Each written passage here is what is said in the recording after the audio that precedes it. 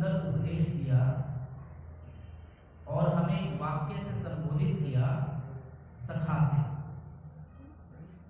हम सब ईश्वर के सखा हैं और ईश्वर हमारा सखा है।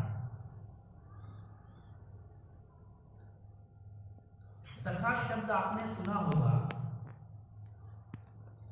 कई बार हमने संसार के अंदर जो भाषा चलती है उसमें भी हम कहते हैं कि दुनिया के अंदर सबसे बड़ी मित्रता किसकी मानी गई? दोस्त है। दोस्त कहते हैं उसको, मित्र कहते हैं। कहते हैं भगवान श्री कृष्ण जी और सुदामा, ये दोनों कौन थे? सखा थे एक दूसरे के। और उनकी मित्रता के गीत भी लोग गाते हैं। इसी तरह से जब विवाह संस्कार किया जाता है उसमें भी एक शब्द आता है, जब सप्तपदी करते हैं, सखे सप्तपदी भव सा माम अनुमृता भव विष्णुस्वा पुत्रान्विता वही भवस्ते संतुजा दृष्टय। उसमें पति जो है अपनी पत्नी से कहता है कि आज से तुम मेरी सखा बन गई हो और बुढ़ापे तक जरदष्टि यथासक, बुढ़ापे तक जो है हम एक दूसरे की मित्रता बनाए रखेंगे।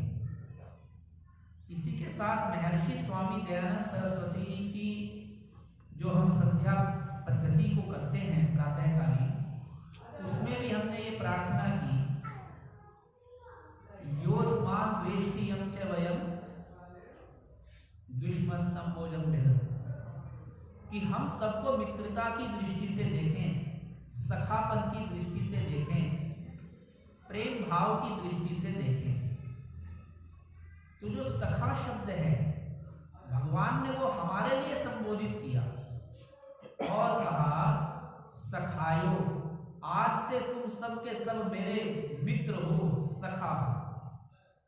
जब भगवान ने हमसे सखा शब्द कहा, आपने वेद में भी पढ़ा होगा, सुना होगा कई विद्वानों से, उसमें भी एक मंत्र आया, द्वा सुपर्णा सयुजा सखाय समानं वृक्षं परिशस्य जाते, कि दो पक्षी हैं और दोनों के दोनों एक पेड़ के ऊपर बैठे हुए हैं और एक पक्षी जो है फल को खाता है और दूसरा पक्षी उसको साक्षी भाव से देखता रहता है। वो जो साक्षी भाव से देखने वाला पक्षी है वह उसका सखा है। तो भगवान और हम सदा सखा हैं।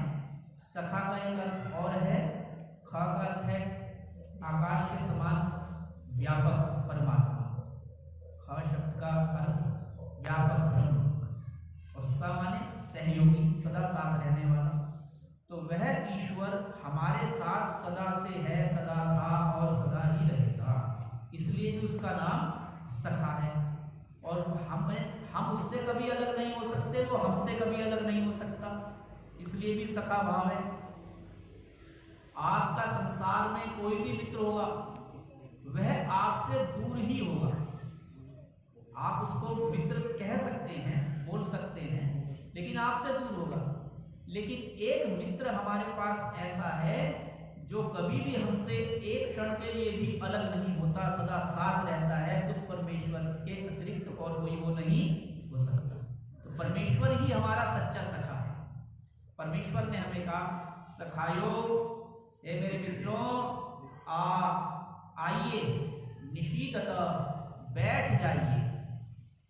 जब हमें भगवान की उपासना करनी हो, भक्ति करनी हो, पूजा करनी हो, आराधना करनी हो, तो हमें क्या करना चाहिए? बैठ करके उपासना करनी चाहिए, बैठ करके स्तुति, उपासना, प्रार्थना करनी चाहिए। जो विद्यार्थी हैं, जैसे एक अच्छा विद्यार्थी पढ़ाई करता है तो पढ़ाई करते समय अपनी पुस्तक को बैठ करके जब पढ़ता है तो उसका मन एकाग्र हो जाता है।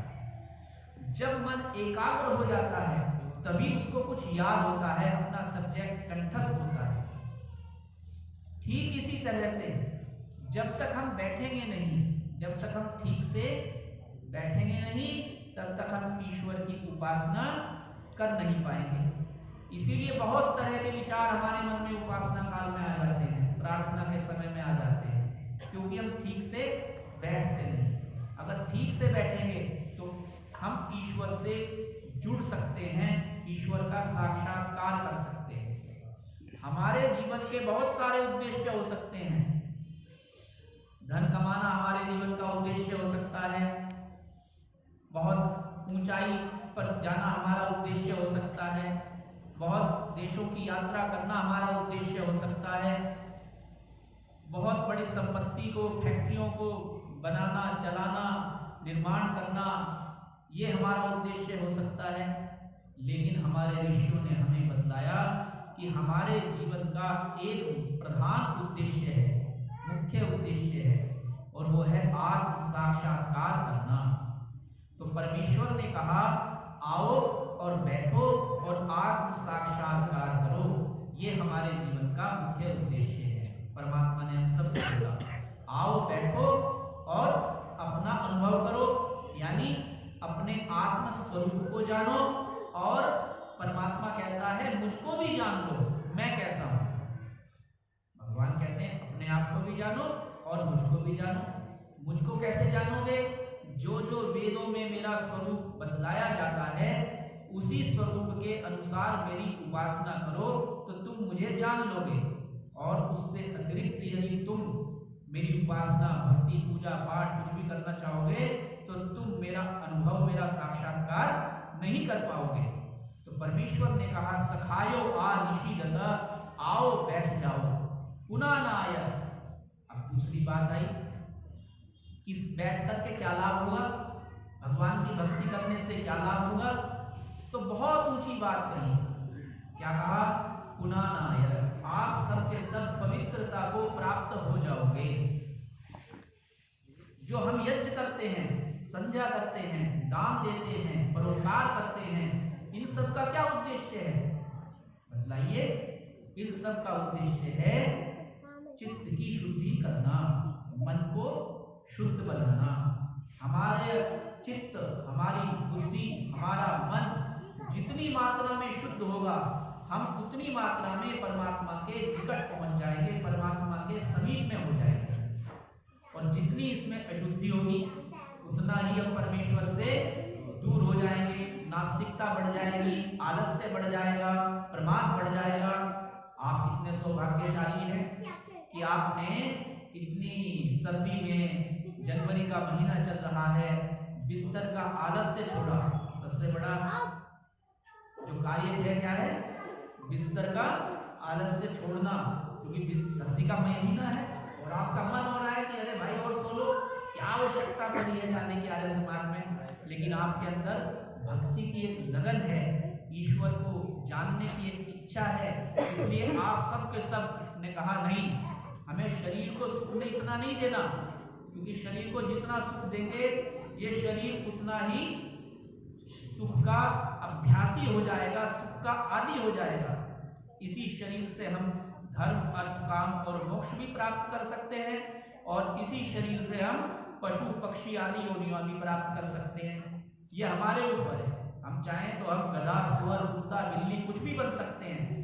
परमात्मा एक जादूगर है बहुत बड़ा दुनिया का, वो एक छड़ी घुमाता है ना जैसे जादूगर, और अपने सामने एक जादू फैला देता है। ऐसे ही संसार में परमात्मा ने जो भी आदमी बुरा कर्म करता है, आलस्य में पड़ा रहता है, सोता रहता है, अरे मैं क्या करूंगा जा करके, और देखिए ये सौभाग्य मिला, और इस सौभाग्य से जो वंचित हो गया उसको परमात्मा दोबारा ऐसा अवसर नहीं देगा। क्यों नहीं देगा? क्योंकि जब तुम्हें अवसर दिया तब तुमने उसका लाभ नहीं उठाया। तो अवसर को जो दार्शनिक हैं वो कहते हैं कि अवसर कैसा होता है? अवसर ऐसा होता है जैसे कि एक गंजा आदमी, बुरा मत मानना किसी के बाल ना हो, तो एक गंजा आदमी जिसके सिर पर आगे बाल होते हैं लेकिन पीछे से गंजा है, तो अवसर को जो आगे से पकड़ लेता है तो वो तो उसको काबू में कर लेता है, लेकिन बाद में गंजा भाग गया, अब पीछे से पकड़ रहा है तो वो हाथ में नहीं आता। ठीक इसी प्रकार से भाइयों और बहनों, इस मानव चोले को पा करके करके अगर हमने ईश्वर का साक्षात्कार किया तो अपने अवसर को हमने भुना लिया, अपना अवसर हमने सिद्ध कर दिया, अपना चांस हमने सही जगह पर फिट कर दिया। और नहीं कर पाए तो ये हाथ से निकल गया मौका, और मौका हाथ से निकल गया तो क्या होगा कि हमें कुछ भी प्राप्त नहीं हुआ। हम आए, खाली हाथ आए और खाली हाथ चले गए। तो ऐसा जीवन नहीं जीना। आलस्य, प्रमाद, हिंसा, द्वेष, इन सब दोषों को, हमें क्लेशों को नष्ट करना है और आगे बढ़ना है।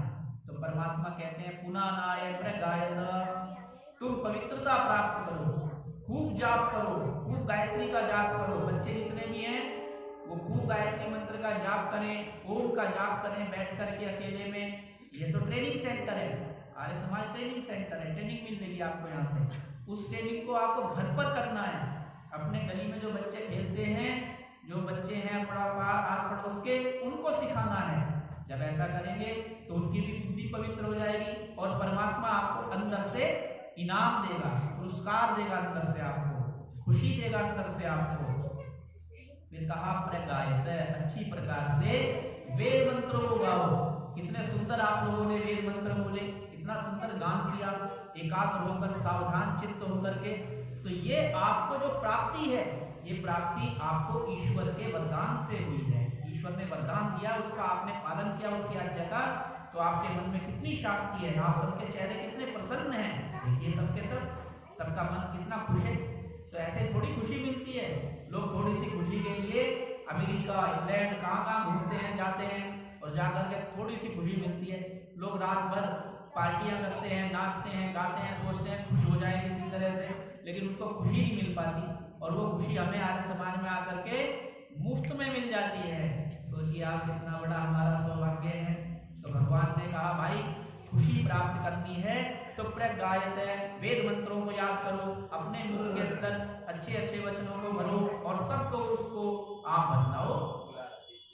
शिशुम न यज्जहि परिभूषत श्रीयहि। अब वो बेटी है ना पीछे, क्या नाम है, ग्रीन ड्रेस वाली, बेटा आ गया ना सामने इस बेटी का, कि बहुत अच्छे से बैठी यज्ञ में। तो भगवान कहते हैं शिशुम न यज्जहि, कि बच्चों की तरह आकर के अच्छे कपड़े पहन करके, साफ सुथरे कपड़े पहन करके यज्ञ में बैठो।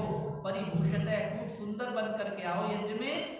और शिशु ने यज्ञ ही परिभूषित श्री, और श्री की प्राप्ति करो, सत्य की प्राप्ति करो, यश की प्राप्ति करो।